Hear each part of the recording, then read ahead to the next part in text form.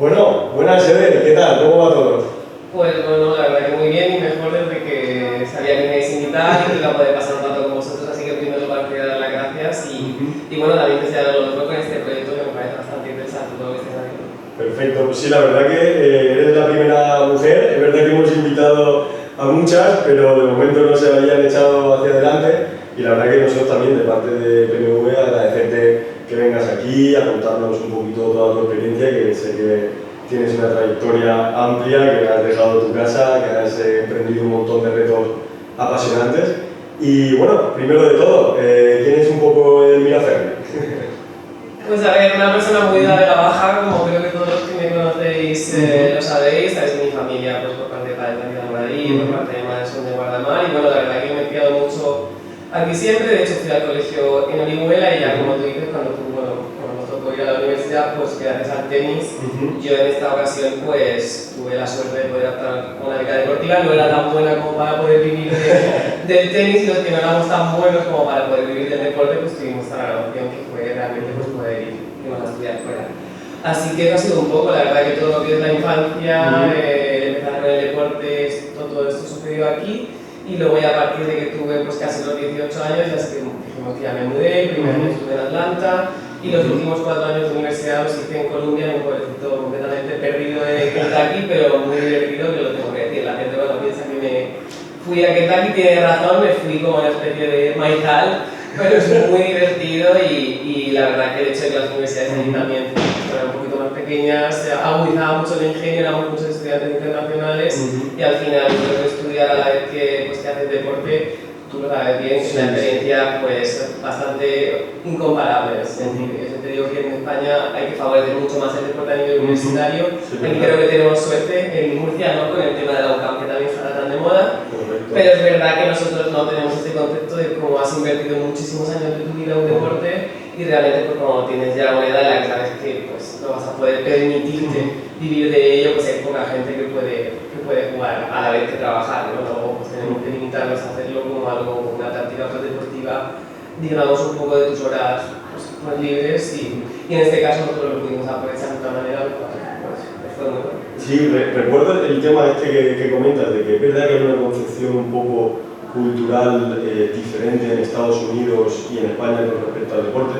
Yo, uno de mis trabajos, que creo que compartimos licenciatura, yo empecé también en Ciencias Políticas, creo que tú también eres, o empezaste... Yo lo hice después, yo hice el máster cuando volví, pero la idea inicial era esa, pero yo al final hice lo que prácticamente nos quisiera todo el mundo, pero como yo luego tuve la intención de homologarme completamente aquí, yo mi idea inicial era hacer Derecho y Ciencias Políticas, y ¿qué pasó? Que al final luego cuando me puse a pensarlo bien dije, luego para homologar por ejemplo la parte de Derecho va a tener muchísimos problemas porque no son los mismos programas. Entonces yo hice allí lo que sería A de aquí, que efectivamente luego me lo homologué con la licenciatura aquí. Me tocó también estudiar un poquito más aquí.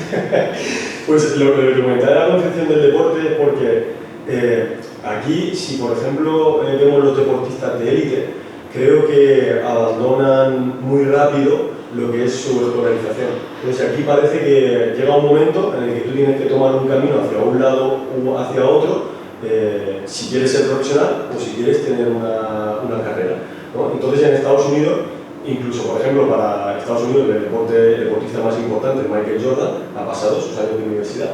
Entonces tienen ídolos o tienen personas a las que idolatran que pasan por la universidad, tienen sus fases y luego con 21 o 22 años, por ejemplo, dan el salto a la NBA. Solo ha habido un par de casos, yo creo que Kobe Bryant y LeBron James, que no han pasado por universidad, pero la mayoría de jugadores en todos los deportes, ya sea en béisbol, sienten como que culturalmente necesitan primero un poquito desarrollarse más a nivel personal y a nivel sobre todo educativo y luego dar el salto a nivel profesional. ¿Eso cómo lo viviste tú un poquito ahí o cómo...? Yo te doy totalmente la razón en ese sentido y fue algo que me hizo reflexionar mucho acerca del sistema que tenemos nosotros, que creo que evidentemente nosotros podemos enorgullecernos mucho también del sistema educativo español que tenemos, porque a lo mejor como podemos ver, pues somos mucho más fuertes a lo mejor en ciertas materias, y vamos completamente diferente a la universidad. Bueno, estos son temas que serían muy discutibles y sin ánimo de entrar en grandes comparaciones.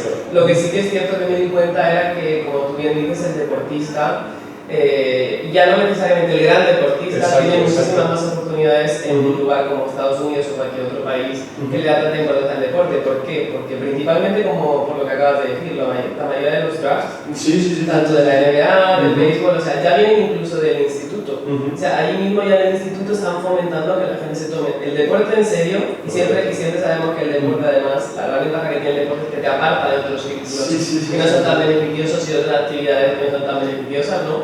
Y a la vez también ahí te obligan a, para seguir siendo deportista, sabes que tienes que mantener los grades, que tienes que mantener las notas.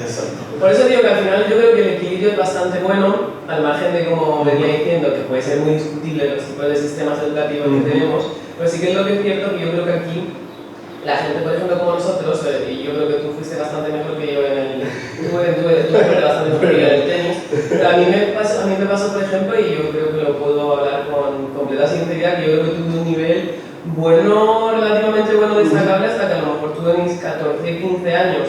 Pero yo ya en esa edad, si algo creo que he tenido siempre, es que creo que he sido realista con mis posibilidades, y yo ya sabía que yo iba a ser una gran profesional, pero no por ello pensé que tenía que desaprovechar todo lo que el deporte me había dado o todo lo que yo también había invertido en el deporte. Entonces esta oportunidad que se me presentó, por ejemplo, me pareció una buena combinación.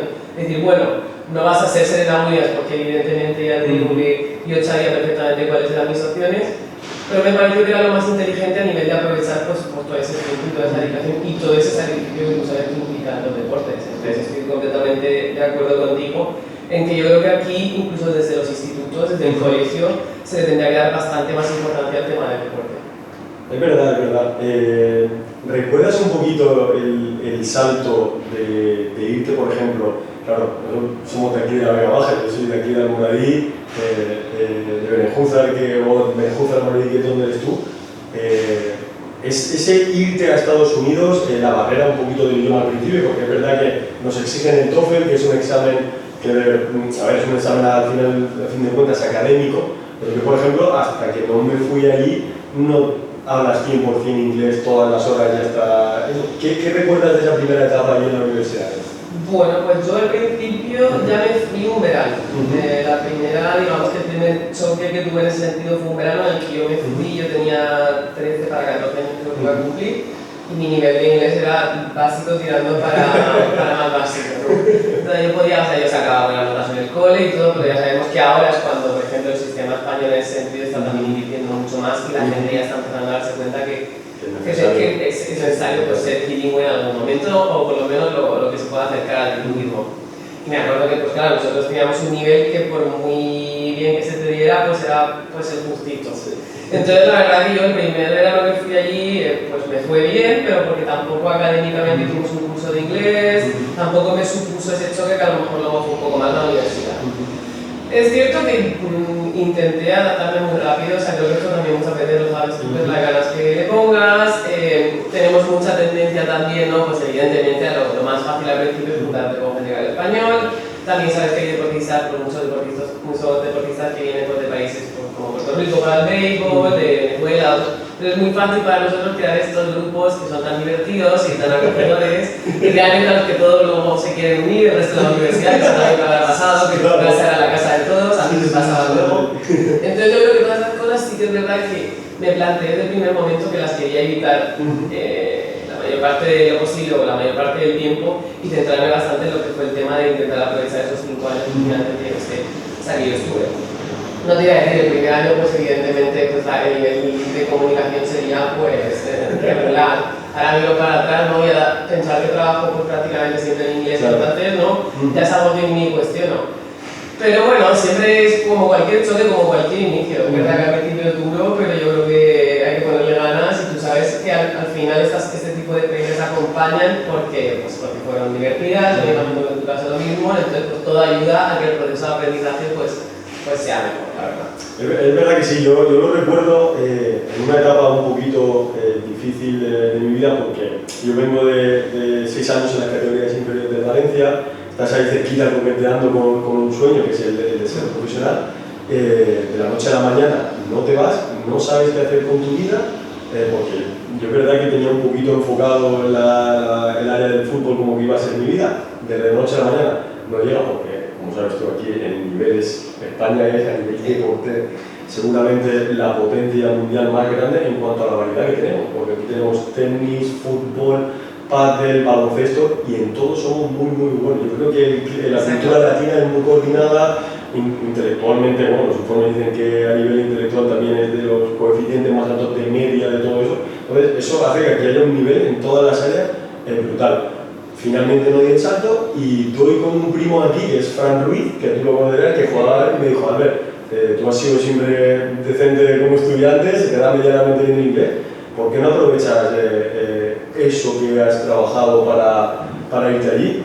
Y, jolín, y me cambió la perspectiva un poquito de decir, ostras, ¿qué camino podía haber seguido aquí? Pues haber jugado tercera, segunda B, con mucha suerte, que se alineen los astros, puedes llegar a tocar a lo mejor segunda, ya primera creo que era casi imposible. Y hablé con mi padre, que mi padre jamás me ha exigido nunca con respecto al fútbol, solo me ha exigido con respecto a los estudios, porque él me lo ha exigido así, nunca me ha exigido nada deportivamente, solo que trabajar. Y ostras, y lo vi y decidí irme para allá. Y es verdad que cuando creo que das el salto allí, y claro, lo que dices tú, te pasas de hablar solo castellano a hablar castellano e inglés, a incorporar otro tipo de herramientas. Yo creo que ahora que nosotros lo podemos ver en perspectiva, creo que lo podemos transmitir, creo que la gente que más o menos está en nuestra edad y está valorando ese tipo de opciones, yo creo que es un win-win, porque te desarrollas a nivel deportivo, te desarrollas a nivel personal. Luego a nivel laboral, cuando tú incorporas idiomas, ya por estadística, el sueldo, que es algo que tiene que tener cualquier adulto en mente, sabes que va a ser un poquito mayor si dominas cuanto más idiomas, el nivel de salario que está directamente relacionado. Entonces, eso fue un poquito mi historia y yo he de decirte que esos 4 años de vida fueron increíbles. Y luego aparte tuve que combinar, porque allá el fútbol, pues el nivel de ahí no es muy alto con respecto al que hay aquí, me dejaron ir un semestre a Roma, pagado por la universidad, me dejaron ir un semestre a Colombia, a Barranquilla. Y claro, yo estaba estudiando ciencias políticas combinado con un minor en International Business también. Y claro, es como una educación en perspectiva de todo lo que ves en los libros, en cada uno de los sitios, con dinámicas muy diferentes. Y la verdad que al fútbol, que creo que, o al deporte en general, que creo que es un vehículo social muy poderoso, tanto para unir a gente como para que la gente se pueda desarrollar, es una etapa que creo que hemos vivido paralelamente y yo la que les recuerdo con mucha alegría, la viví con mucha intensidad porque claro, tienes 20, 21 años hasta los 24, estuve hasta los 25. Allí, pues eso, disfrutando de un país como Estados Unidos, que aunque haya una visión mediática un poquito, no te voy a decir distorsionada, pero yo sí que, por ejemplo, veo que, no sé cómo lo verás tú, y esto podemos debatir un poquito, creo que la opinión mediática no traslada fehacientemente lo que es vivir aquí. Y eso es una opinión mía. Es verdad que pueden haber, como en todos los países, hay cosas que no funcionan, hay cosas que se pueden cambiar, cosas que son mejorables, pero yo creo que eso son todos los países. Pero a grandes rasgos, creo que, aunque ahora esté de moda criticar la meritocracia, creo que es un país muy meritocrático e incluso utiliza muchos vehículos para sacar a gente con muy poquitos recursos a través del deporte, a través de las escuelas, para que tengan un ascenso social interesante. No sé qué opinión tienes de esto, te lo quería preguntar. Sí, yo recapitulando un poco sobre todo lo que has dicho, sobre todo pues hay gente también que espero que nos escuche, que esté pensando en hacer las mismas cosas que hicimos nosotros, ¿no? O sea, yo en este aspecto sí que me gustaría insistir mucho en un punto, y este punto me parece muy obvio, pero es que la casa no se mueve del sitio y hay que ser valiente, hay que atreverse. Totalmente. Y al final siempre no, ¿sabes? O sea, lo que nos pasó a nosotros el primer año, ¿no? Que el primer año creo que todo el mundo sabe un poco a probar, siempre dices, pues oye, si no me sale bien, pues me vuelvo, no me vuelvo, entonces yo sí que me gustaría no luchar junto aquí, que creo que es el objetivo de hoy, en que la gente se atreviera. Que la gente se atreviera porque tienes toda la razón de lo que dices, luego se ha repercutido en todos los aspectos de nuestra vida, tú tienes el tipo de trabajo ya de hoy que tienes por donde fuiste, por lo que hiciste, muchas veces incluso por la gente que conociste, o sea, al final creo que tú y yo tenemos amigos en todas partes del mundo, o sea, es una maravilla poder decir, oye, pues me voy a ir el año que viene a Colombia y conozco a alguien, si tuviera que irme a Venezuela conozco gente, si conozco, ¿sabes? Si tuviera que irme a Chile seguramente alguien también me abriría puertas de su casa, o sea, yo creo que lo que creo que la intención de hoy es animar a la gente a explorar todo este mundo de posibilidades que es juntar la educación con el deporte. En este aspecto sí que es verdad que también te doy un poco la razón con el tema del concepto un poco cerrado de lo que es Estados Unidos, ¿no? Sí. Yo creo que en mi caso lo hablo como pues, mi opinión personal. Yo estuve 5 años allí y la verdad que luego, por ejemplo, yo luego no quise quedarme. Sabes que muchos de nosotros, había gente que también continuaba haciendo el máster, que luego se metían a coach y te pagaban, sabes, este tipo de programas que podías encontrar. Y yo en ese momento quería hacer, me acuerdo, carrera diplomática, lo tenía clarísimo. O sea, pues yo quería volver a Europa porque para nosotros, la diferencia a lo mejor con otros países que sí que ven Estados Unidos como el American Dream, es que nosotros tenemos también el European Dream aquí. O sea, tenemos unos estándares de vida, una calidad, un acceso a una serie, a un bienestar social, que es verdad que allí pues a veces es un poco problemático, como sabemos, con el tema de sanidad, con el tema de tantas cosas. Pero si nos centramos en lo que es el tema de meritocracia, en el tema de la promoción de la educación a través del deporte, de la promoción de muchos valores, de que realmente digamos que el sistema educativo apoye el desarrollo personal en base a este tipo de actividades, aquí creo que esto es indiscutible, porque creo que somos la viva prueba extranjera de ello. O sea, al final yo no hubiera podido pagar nunca, mis padres aquí en una universidad en Estados Unidos, y al final a mí lo que me permitió fue el deporte, y me lo financió realmente pues, un país que ni siquiera era pequeño.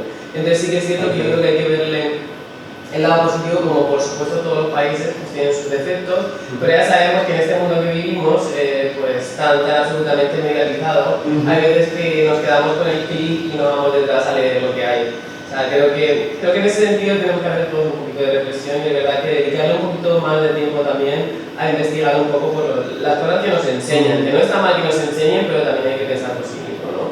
Y en este caso yo creo que Estados Unidos tendrá muchísimos defectos, pero creo que también tiene una grandes ventajas. O sea, creo que tampoco es coincidencia que mucha gente vaya allí porque cree que puede empezar un negocio de cero, porque cree que puede encontrar su sitio, al igual que habrá otros países del mundo, pero creo que Estados Unidos es especialmente conocido por este tipo de detalles.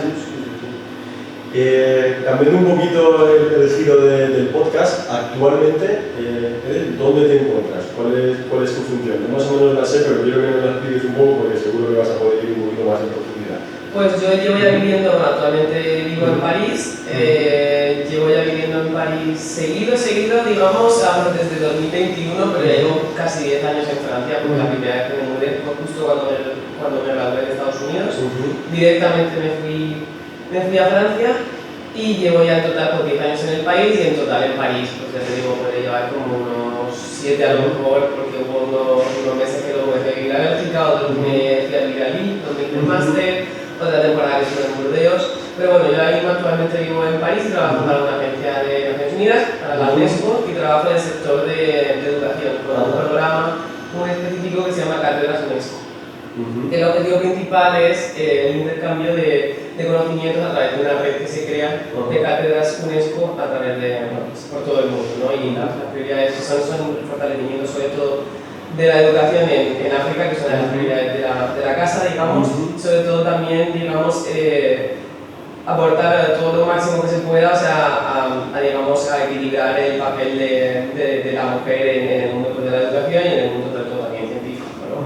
Entonces, a través de todas estas redes que se crean, lo que esto, por ejemplo, permite es que una universidad, digamos la UA, que también tiene cátedras UNESCO, si está trabajando sobre un programa específico, pongámosle sobre alimentación, ¿no? A lo mejor hay otra universidad que está trabajando sobre el mismo tema en África, con la que pueden intercambiar conocimientos, a lo mejor no va a tener recursos también, entonces el hecho es retroalimentarse, sobre todo a nivel de educación y de conocimientos, con el foco digamos, de superar las barreras de género.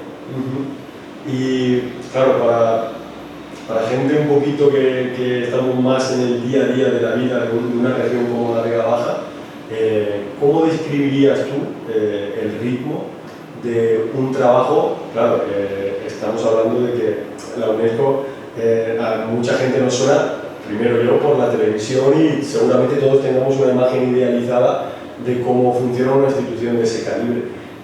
¿Cuál es el ritmo exacto o el nivel de exigencia que requiere un trabajo de ese nivel?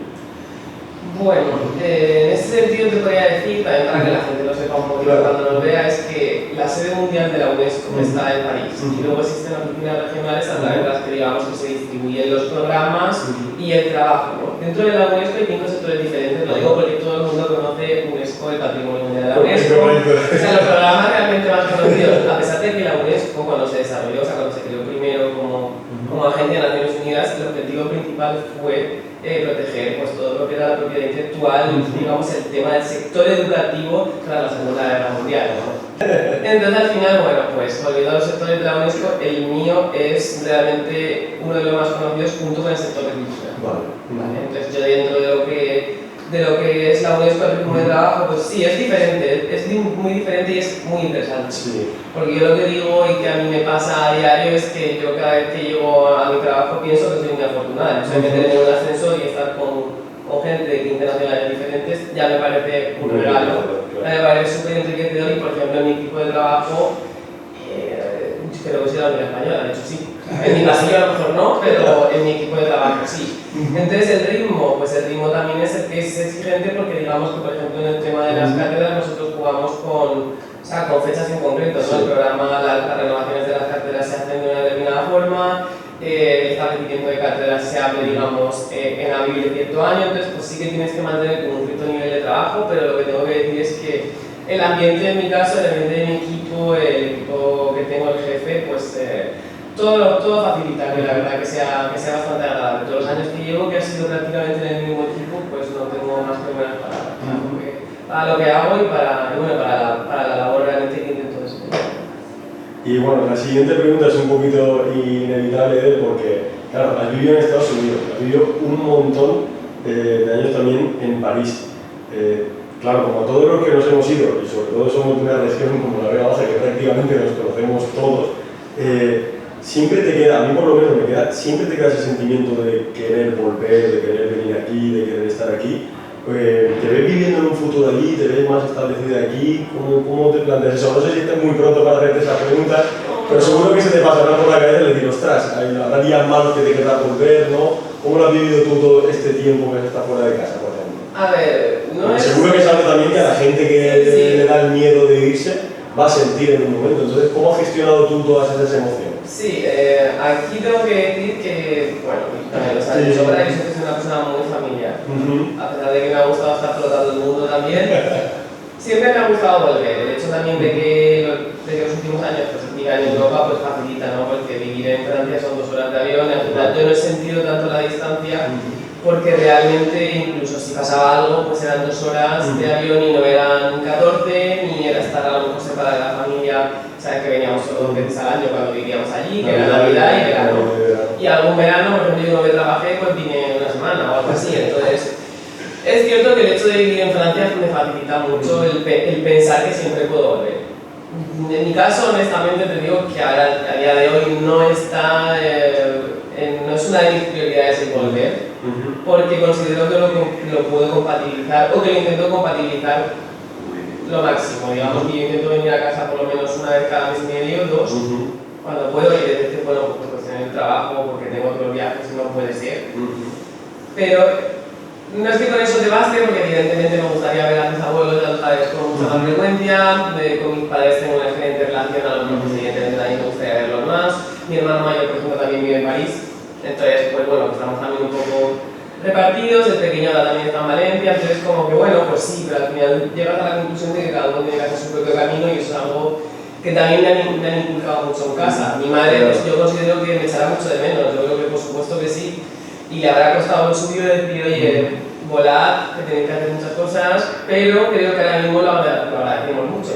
O sea, creo que ahora mismo cuando pasan ciertos años ves las consecuencias de las decisiones que tomaste, y la vida al final son decisiones y cuanto más mayor lo vamos haciendo, pues estas decisiones también van pasando más. Entonces, yo creo que, a ver, volver, es que considero que tampoco me he ido, ¿sabes? Eso. 2 horas y media no están, pero si hubiera quedado, por ejemplo, en Estados Unidos... Claro, o sea, o a lo mejor tuviera claro, ¿sabes? O a lo mejor le dices, si coincidiera, ¿no? En el momento en el que estamos hablando, que tú me dices, bueno, que yo ya he tenido hijos y estoy viviendo, pues eso, o en Canadá, y pues, ¿qué perspectiva tienes? A lo mejor tendría que decir, pues oye, hasta que no crezcan mis hijos o nosotros no cambiemos de trabajo, pues no me puedo mudar.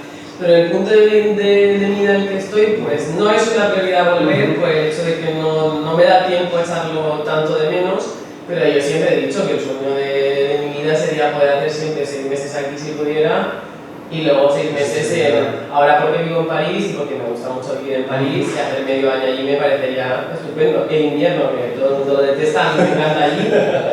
Pero claro, siempre quisiera por lo menos tener ese nexo, siempre me gustaría poder volver. Podemos leer. Luego, establecerme definitivamente, esto es una pregunta que tenemos que dejar para el futuro, para el próximo podcast. hablas de invierno y yo es verdad que cuando me quise ir a Estados Unidos buscaba algo muy diferente a lo que es la cultura y el clima mediterráneo. Hablas del frío, por ejemplo, en París. Yo me fui a Colorado, yo estuve en Durango, en invierno era -20, era 1,5 metros de nieve en la universidad, que poco nada se parece aquí. O sea, fíjate si a veces, es verdad que también soy muy familiar y echas un poquito de menos a la familia, me enganché por aquel entonces a ver la serie Cuéntame, que era como narrar la historia de toda España, que a veces sí que sientes ese homesick que todo el mundo que se va lo tiene, pero el motivo por el que te hace la pregunta es porque creo que lo que estás apostando te lo devuelve la vida como por 7 o por 8. O sea, que la gente que tenga esa incertidumbre, quizás de, ostras, es que no sé si irme, es que, ostras, no sé si mis amigos, mi familia, ¿qué pasa? Yo lo que le transmitiría a esa gente un poco es que sus amigos, de verdad, los van a querer igual, se van a alegrar de todo lo bueno que le pase allí o aquí o en Pekín. La familia, creo que esa vez es un orgullo para ellos, el decir, joder, ostras, mi hijo, mi primo, mi amigo se está yendo allá a buscarse la vida, creo que también es muy gratificante. Y en definitiva, luego el resultado con el que tú puedes enfocar la vida, con esas herramientas que te traes cuando haces una educación de ese tipo, sobre todo en una zona aquí donde ya es prácticamente hay un montón de sector servicio desarrollado, ya sea turismo, ya sea para que vienes con varios idiomas. Yo porque tengo claro que quieres vivir aquí, tú por ejemplo no lo tienes tan claro, pero yo sí que por ejemplo sabía que quería volver aquí y ostras, te abre un abanico de posibilidades para trabajar en lo que quieres. Y al final yo creo que cuando tú, que no sé si mucha gente joven también, y podemos entrar en el debate, o piensa o recibe una información, ya sea desde la educación o a veces incluso en el entorno familiar, muchas veces se toman decisiones momentáneas, no se toman decisiones en el tiempo, ¿vale? Que creo que son las decisiones que puedes enfocar diferentes etapas de su vida o intentar hacer el ejercicio.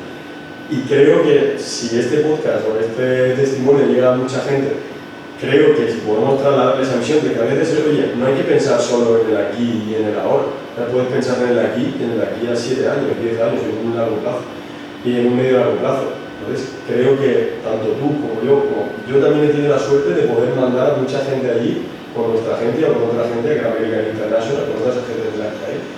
Y, jolín, recuerdo un chaval de Guadalajara, que ahora mismo no me sale el nombre, que me va a matar cuando vea el podcast, que jugaba conmigo al fútbol, se fue allí y ahora es ingeniero aeroespacial. O sea, consigues un nivel de carrera, si es lo que también quieres, si es lo que deseas, que no es ni mejor ni peor un tipo de vida, es si tienes esa aspiración y tienes la duda, tomarlo porque toda la gente que yo he tenido la suerte de enviar allí, de ayudar a quitarle esos miedos, esas dudas, ostras, mantengo una relación súper buena con ellos y veo un poquito no el nivel de vida, sino el nivel personal que han alcanzado y de desarrollo. Ostras, que gratificante el haber podido no colocar, sino ayudar un poquito a tomar esa decisión, es súper gratificante. No sé si tú has ayudado también o te han contactado algunas personas para que les cuentes el testimonio. ¿Has tenido alguna anécdota de ese tipo? Sí, se me ocurre pues, alguna persona de Guardamar. Sí. Se me ocurre pues, algunas personas familiares a lo mejor de amigos míos, ¿no? Que tenían también la duda de si se iban fuera o no, y bueno, han acabado todos. De hecho, algunos no han vuelto del país donde están ahora viviendo, pero... va a matar la familia también. Claro, o sea, sí, desde luego. Porque al final, o sea, es cierto que yo creo que como pues, todos los padres, ¿no? Te alegra mucho que tus hijos hagan muchas cosas, pero al principio pues evidentemente tienes que tener ese miedo. Pero volviendo a lo que tú estabas comentando, que es el hecho de animar a la gente y de crear, digamos, pues una diferencia con este podcast de hoy, creo que es importante que los que tengan dudas, los que tengáis dudas, a día de hoy penséis que la casa no se mueve siempre con tus amigos, y son tus amigos, van a seguir siendo tus amigos, que tus padres son tus padres y van a estar ahí siempre, como todo lo que podamos hacernos, evidentemente, y que al final es una oportunidad de no se llegar a sí mismo. Es decir, o sea, te puede salir muy bien como te puede salir muy mal, es lo que tú dices, yo creo que te puedes ir, probar, y no necesariamente te gusta, y no es ni mejor ni peor, pero el hecho de haberte dado la oportunidad y el hecho de poder calibrar y elegir tú mismo, creo que es lo importante, o sea, porque al final, como tú dices, no calibramos el peso de las decisiones que tomamos, sobre todo cuando tienes 18 años, 19, que aún es cierto, que es que al final tienes que tomar una serie de decisiones que incluso si dices por la repercusión que van a tener, dices, no sé si deberíamos tener una responsabilidad tan grande, pero sí que la deberíamos de tener, ¿no? Y el hecho de poder decir, voy a intentarlo y luego, pues oye, en el transcurso de un año pueden pasar tantas cosas, en el transcurso de un mes, en el transcurso de una semana te puede cambiar tanto la vida y yo lo que puedo decir es que la gente a la que al final le recomendé en su momento y que tomaron la decisión, ninguno de ellos se ha arrepentido. A algunos le ha gustado más, le ha gustado menos la experiencia, tardaron más en volver, cada uno se han quedado a vivir allí, luego encontraron a alguien, se casaron. Al final la vida de cada uno, pues evidentemente cada uno lleva pues, su camino, ¿no? Pero ninguno se ha arrepentido de por lo menos haber seguido una temporada. Hay gente que, pues que hay muchas diferencias de experiencia, 6 meses, pero son 6 meses que te llevan para ti y que nadie te puede quitar, y sobre todo como tú dices aquí en esta zona que pesa tanto que para los idiomas. Te tienes que dar la oportunidad de decir, bueno, por lo menos me fui y lo intenté, ¿sabes? Y luego vine, pues digamos que es un activo para ti, que va a ser un activo de por vida, así que pues espero que a partir de ahora, y si alguien tiene dudas, pues seguramente van a contactar a Alberto o me pueden contactar a mí sin ningún problema, porque creo que es bueno, creo que es bueno que tienes una conversación que puede cambiar la vida, y creo que para eso estamos los que en su momento no pudimos irnos y pudimos aprovechar la oportunidad que se nos dio. Por supuesto, a mí de hecho fue en una cafetería en el Terratremo aquí con Fran, y fue cuando empezó a abrirme los ojos. Al principio es verdad que no lo ves, cuando te dicen eso, tú no lo ves nada, dices Estados Unidos, vivo aquí, vivo aquí al lado, tengo la playa, tengo comodidad, pero claro, luego lo digieres, empiezan a mandarte vídeos de universidades, empiezas a ver que puedes utilizar el deporte como vehículo para lograr una educación. Y bueno, y al final, por lo menos es verdad que yo también me considero una persona súper positiva, con muy buena actitud para afrontar retos. Me decidí, y es una cultura que a mí personalmente me ha cambiado la vida a todos los niveles. Y bueno, quería pasar al último bloque, que es un poquito el bloque de política. No, prometo que no te voy a aportar mucho, pero sí que quiero que nos cuentes un poquito, tú que estás bastante dentro, actualmente cuál es un poquito tu cargo, tu función, y sin entrar en valoraciones de ningún tipo, qué es para Edelmira la política y cómo la ve ella como un instrumento para cambiar la sociedad. Porque al final el podcast lo utilizamos, una de las vertientes que tienes para ayudar a la gente, pues sí que me interesa un poquito esa visión tuya de la política como un instrumento para mejorar la sociedad. Yo creo que intentar ir un poco por el principio, ¿no? Sí. En mi caso, a mí siempre me interesó la política, Sí, y pues esto es un poco destapar la parte familiar, ¿no? Pero en mi casa, realmente desayunamos, cenamos, o sea, la merienda, la comida, lo que sea, o sea, desayunamos hablando ya de esto. Siempre yo recuerdo, por ejemplo, con la radio encendida, la tele puesta, siempre con temas de actualidad, y ha sido como algo muy importante que se ha comentado en la casa. Entonces, yo diría que siempre he tenido vocación política o también en el hecho también involucrarme mucho a nivel de la sociedad civil, desde el instituto, o sea, desde el colegio, ¿no?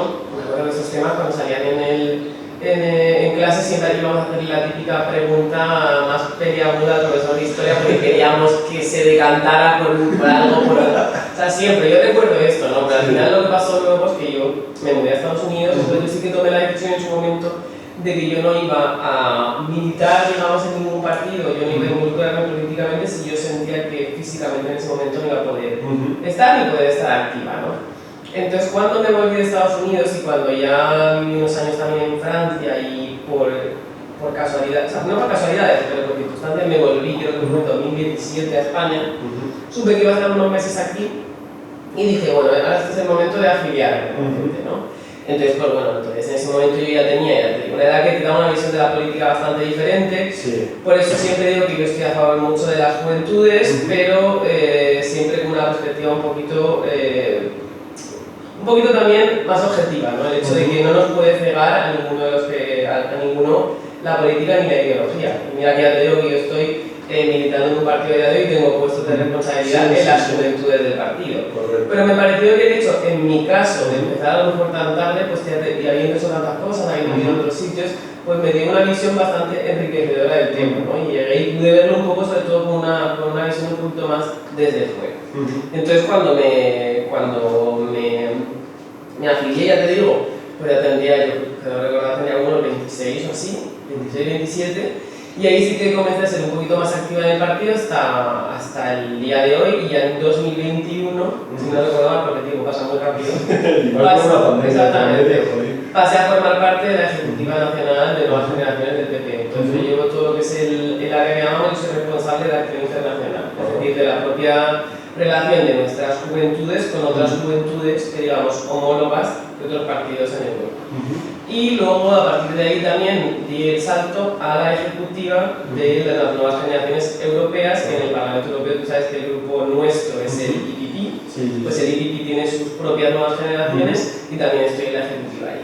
Entonces, bueno, al final esto ha sido un poco periplo, porque realmente esto es, en mi caso, es en mi tiempo libre, no es un trabajo, a mí no, esto no es un trabajo remunerado para mí, pero me ha permitido también vivir una serie de experiencias pues, muy gratificantes, me ha permitido conocer muchísima gente, y también pues, me ha permitido corroborarme en mi propia idea de la política, que es el hecho de que, bueno, está muy bien estar involucrado, está muy bien tener principios y defenderlos, pero está también muy bien no dejarse cegar nunca por ellos, ¿no? Al final creo que vivimos en una sociedad a día de hoy, y creo que lo hablábamos antes, con el tema de la visión de Estados Unidos o no, o sea, al final el sesgo que tenemos por el tema de las redes sociales es muy importante. O sea, creo que ahora mismo las juventudes que lo que le ha tocado a las generaciones de ahora, y ya no sé si es lo que te toca, o sea, lo que te toca o lo que eliges, pero realmente vivimos tiempos muy convulsos en tema de redes sociales.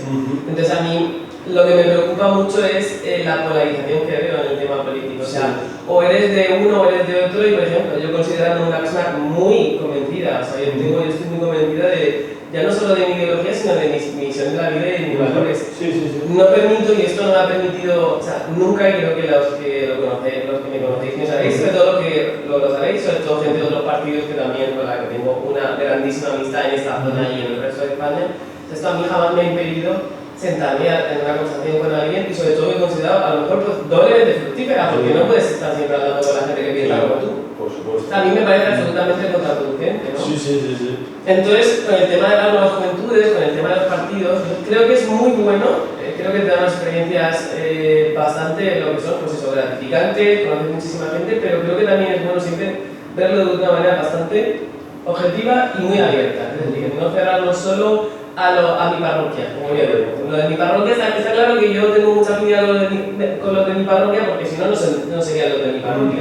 Pero si me paso todo el día allí, poco más voy a aprender, ¿no? Y yo creo que ahora mismo lo vemos, ¿no? O sea, echamos una mirada al Congreso y siempre que salen los flashes de uno cuando se está peleando con el otro, cuando tal, lo mismo a veces en el Parlamento Europeo se viralizan solo otras cosas, pero también, por supuesto. También, y al final yo creo que la política es muchísimo más que eso. O sea, a veces creo que no se ve el diálogo muchas veces que detrás, que es posible, por supuestísimo, encontrar buenos compañeros de otros partidos. O sea, yo conozco excelentes personas de otros partidos y con las que ya te digo que podemos estar en las antípodas de las ideas. Pero creo que es muy necesario cambiar un poquito el chip, en el sentido de que la política no debe ser siempre confrontación. O sea, porque yo creo que tanto que la gente ahora mismo alaba un periodo en España como fue la transición, creo que sí, o sea, lo alabamos mucho, pero yo creo que la manera de alabarlo mejor sería recordarlo e implementarlo un poquito más, ¿no? El hecho del intento de consensuar, el hecho de intentar sentarte y ponerte en el lugar del otro. Yo creo que a día de hoy vivimos un tiempo un poco muy convulso y sobre todo, ya te digo, excesivamente polarizado. Creo que la gente debería leer un poco más y dejarnos también. No tengo TikTok, por ejemplo. Yo ya soy un poco en ese sentido, me tengo que poner al día. Pero a veces me da como hasta coraje, te podría decir, ¿no? Porque creo que la política no es tampoco tal y cual la describe, no solo es un conjunto de, pueden leer por ahí, es un conjunto de sinvergüenzas, que es un conjunto de corruptos. No, yo creo que todo esto no es la política tampoco. Yo creo que el objetivo de la política, como tú también miras al principio, es un vehículo social también debería ser. Yo creo que eso es la esencia, debería ser. Exactamente, entonces lo que a mí me gustaría que no nos perdiéramos por el camino. Y ahora mismo sí que veo que hay mucha bifurcación en él. O sea, creo que vendrán tiempos mejores también, y creo que, ya te digo, pues las nuevas generaciones que vienen pisando también muy fuerte van a ser cada vez más conscientes de esto. Y bueno, yo confío plenamente en que, por supuesto, que ha habido gente buena antes y vendrá también, sin ninguna duda. Pues perfecto, Edel. La verdad que te quería agradecer este ratito que hemos echado aquí, hemos tocado diversos temas. Ha sido una pasada charlar contigo. hemos compartido una vida un poquito paralela en muchos aspectos. Es un placer tener una persona de tu nivel aquí en el podcast de BMW. Esperamos, por supuesto, que pueda llegar el mensaje a mucha gente, que pueda ayudar. Cualquier duda nos pueden escribir para que nos pongamos en contacto para poder facilitarles cualquier cosa. Y bueno, esperamos volver a tenerte de aquí a unos años, que el podcast de Factory de BMW crezca, te podamos volver a invitar y nos vuelvas a contar tus aventuras. Y si echas de menos, pues el arroz clarito de la familia, de aquí de José Moradí, que se echa mucho de menos. Bueno, eso yo creo, eso indiscutiblemente no va a cambiar nunca, igual de hecho que sabéis que nosotros siempre lo llevamos por bandera, que somos muy de aquí y nos encanta ser de aquí. Y bueno, yo quería dar las gracias de verdad, o sea, porque sé que me lo comentaste hace ya muchos meses, sé que cumples con tu palabra siempre, y de hecho pues me ha dado la oportunidad incluso también de ser la primera chica que vengo y que hablo de todos estos temas que al final consideramos los dos que son tan importantes y que si podemos, pues digamos, dejar una pequeña huella, aunque sea aunque sea de alguien que realmente se siente ¿no? en su casa después de escucharnos hoy y pensar que puede, por supuesto que puede hacer cosas diferentes, no al revés, o sea, agradecerte la oportunidad, que contéis conmigo siempre para lo que necesitéis y que ojalá, por favor, que haya podcast 2.0 porque realmente os vaya todo muy bien, que es lo que os deseo. Trabajaremos por ello, amiga. Muchísimas gracias. Gracias.